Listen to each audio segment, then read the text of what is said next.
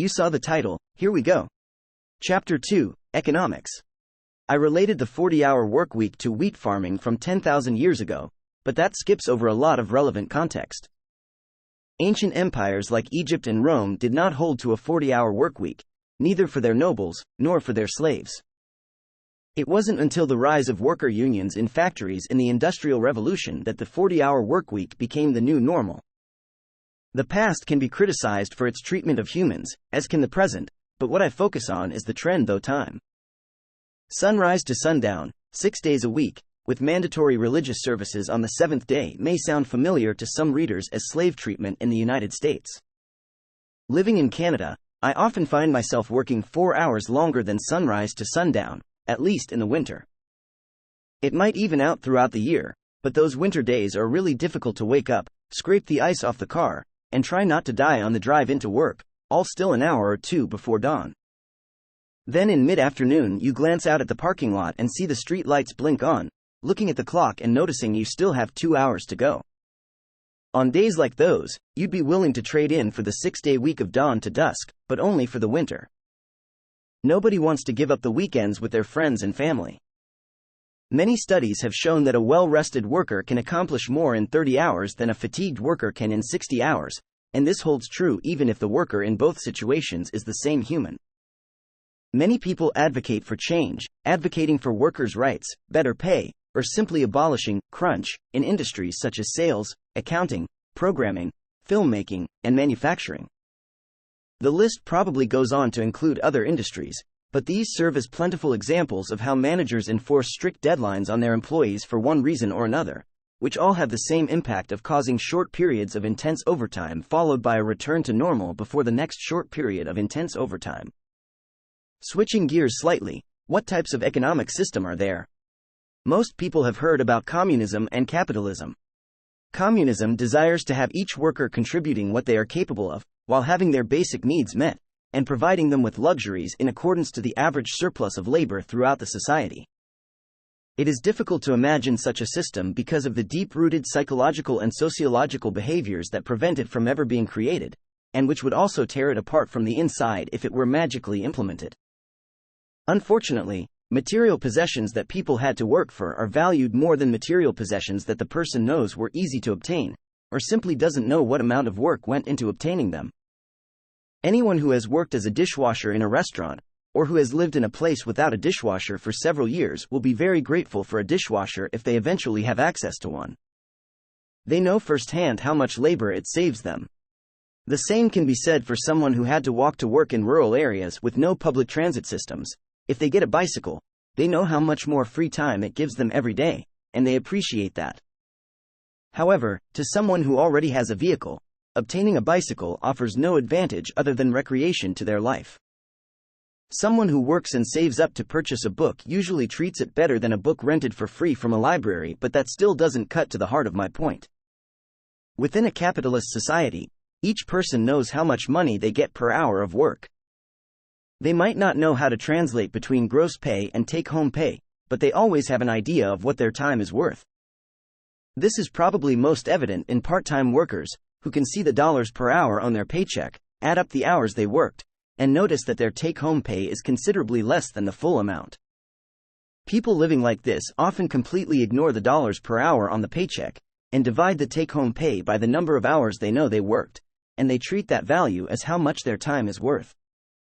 If they are thinking about buying a car, they often can't afford it unless they save up for a down payment, and then budget out to ensure they can make the monthly car loan payments. As they work through that calculation, they will consider how much time the car will save them, how much money it will save them on public transit.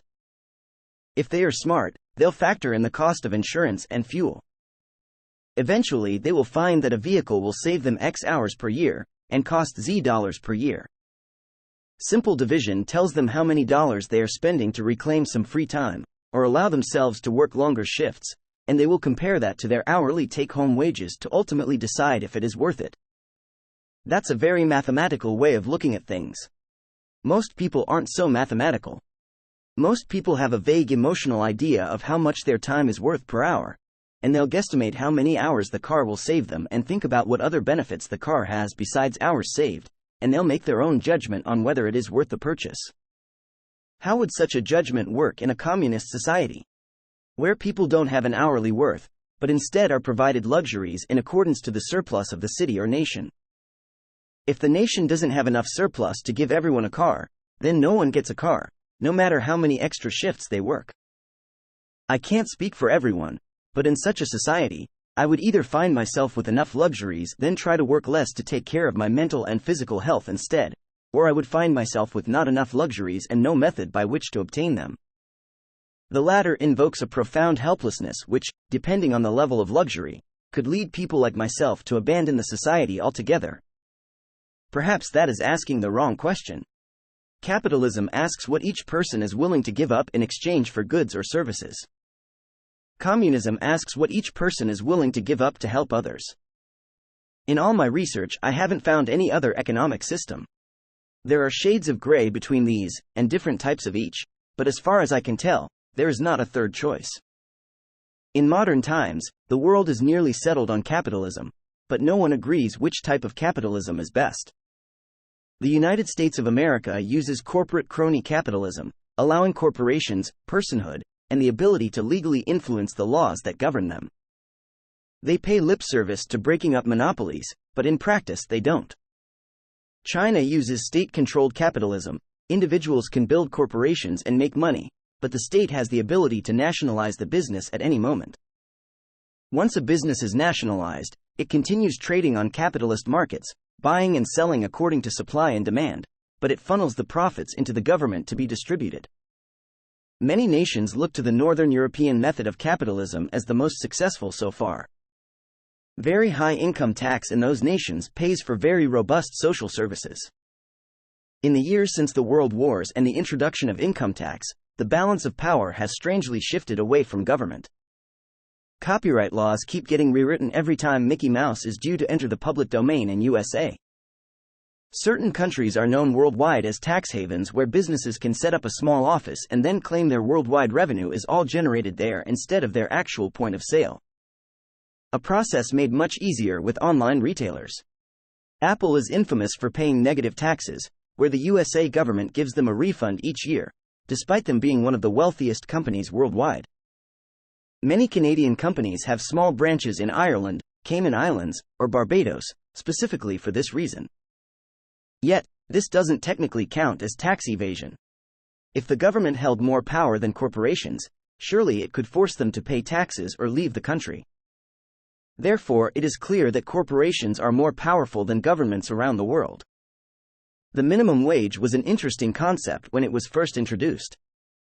A method to prevent slavery by the dictionary definition, but the people implementing it were thinking very literally and could not foresee the future.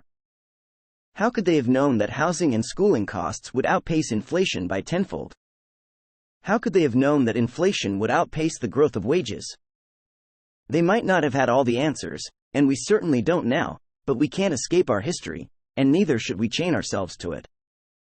That is to say that I advocate for revising these old ideas and making them better fit the reality of today. I've never understood inflation. There is a bank somewhere that prints money, and they loan that money only to governments, and those governments know they will never pay it back, and the bank knows that too, but they charge interest on it, so the nation will pay just the interest, forever. Then, the government spends that money, it flows into the consumer economy, people store it in their own banks, which loan out more than they have to other people, and the cycle of debt keeps going. If the World Bank prints $100, the government pays them back $1 per year for the next 100 years, they break even, but they can't pay their staff on break even, so they charge interest. Now, if the government pays them $1 at the end of the first year, first they charge their interest to make the total $105, then subtract off the payment, and the government owes them $104. After only 17 years, the government owes more than double what they started with. Different interests change which year this occurs in, but when thinking of governments, you don't want to plan short term. I wonder what wisdom the early Jewish had, to make it a sin to charge interest to another Jew. I find it sad that even with modern-day humanism and secularism, nobody has thought, maybe it should be illegal to charge another human interest. But how will the banks make money? Asks the venture capitalist. By offering other services, like they used to.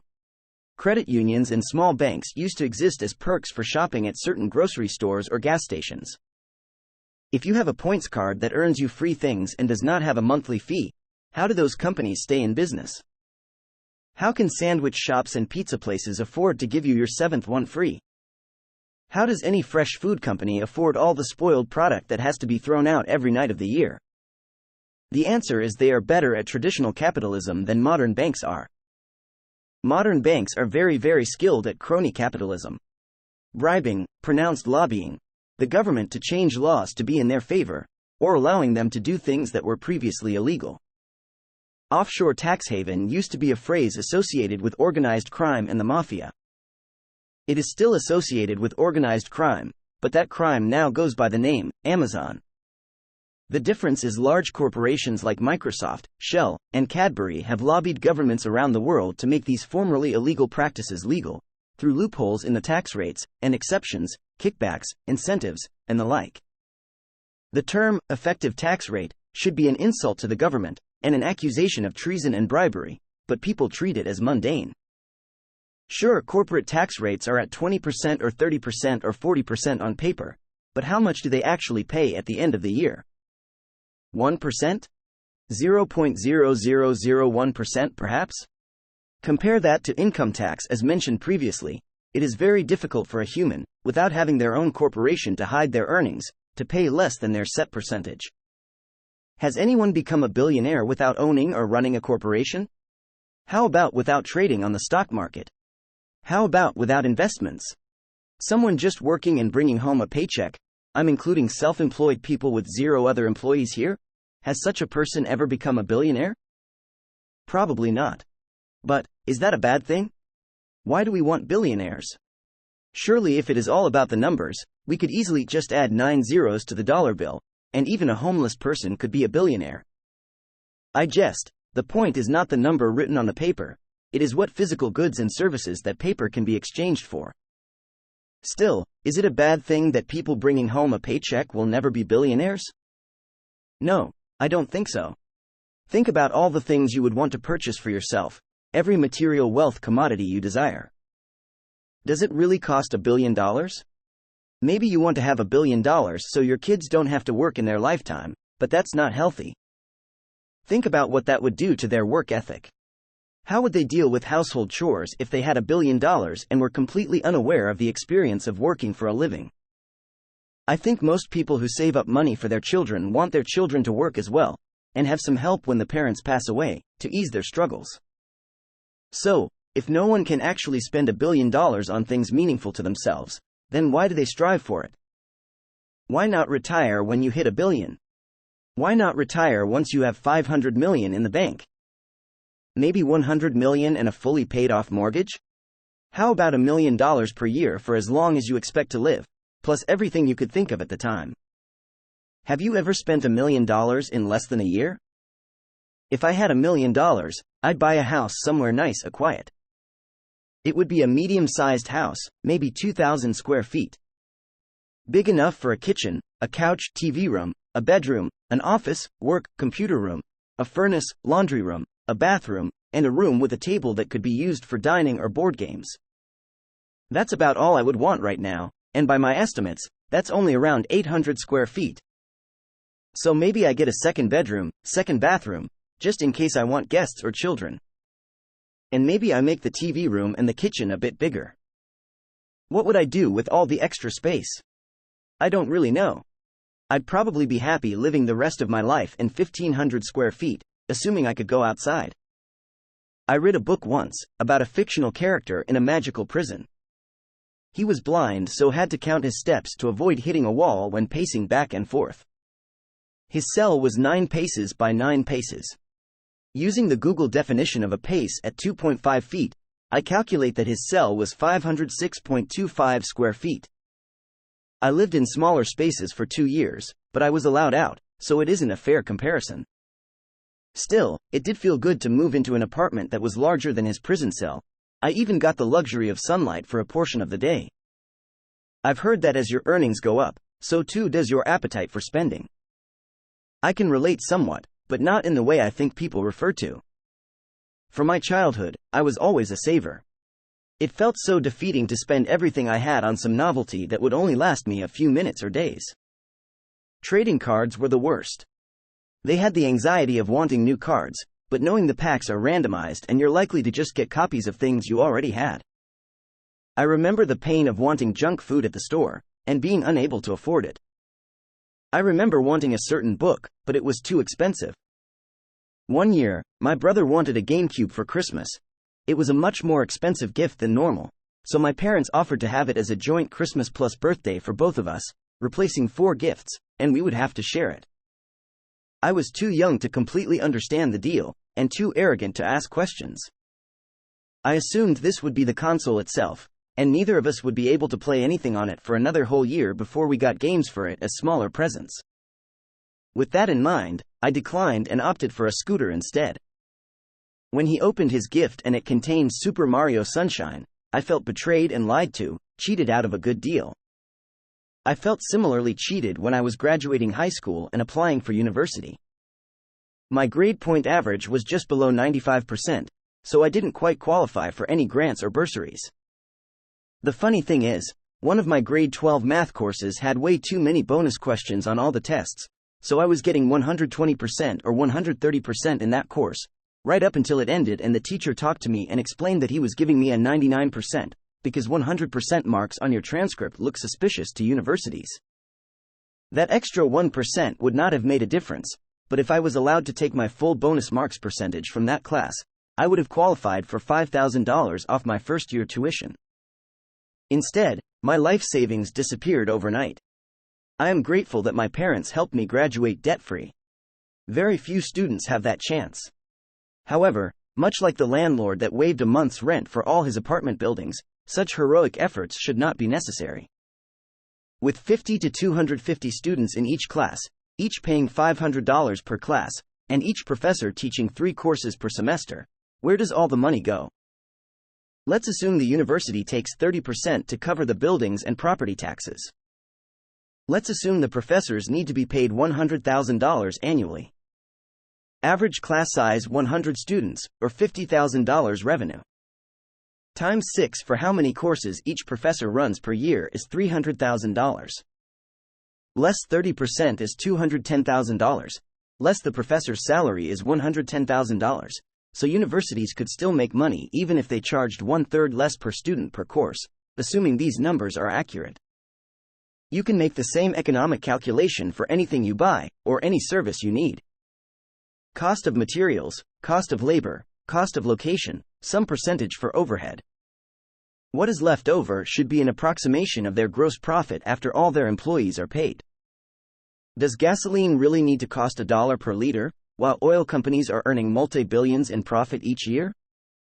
Do video games really need microtransactions? Is a $60 or $70 game, even though their executives are getting million-dollar bonuses on top of their regular salary? Do those t-shirts that rip and shrink and stretch in all the wrong places really cost $20 to make? What about that chocolate bar? Is $2 really the correct price for it? Is it too much, given how much profit the chocolate company rakes in? Or maybe it's too little considering how cocoa exploits slave labor in Africa? How about that smartphone, manufactured in a sweatshop by slaves that aren't allowed to leave, and have suicide prevention nets hanging off the side of the building so the slaves can't even kill themselves? Curious how so many of the most profitable businesses exploit slave labor. It's almost like profit is unethical and should be as low as possible to ensure the survival of the company through unexpected times. Governments recommend humans have 6 months of earnings saved in case of emergency, but most adults in Western countries can't handle a $500 emergency bill. What are the government recommendations for corporations? And are these recommendations any more enforced for corporations than they are for humans? Stay tuned for Chapter 3.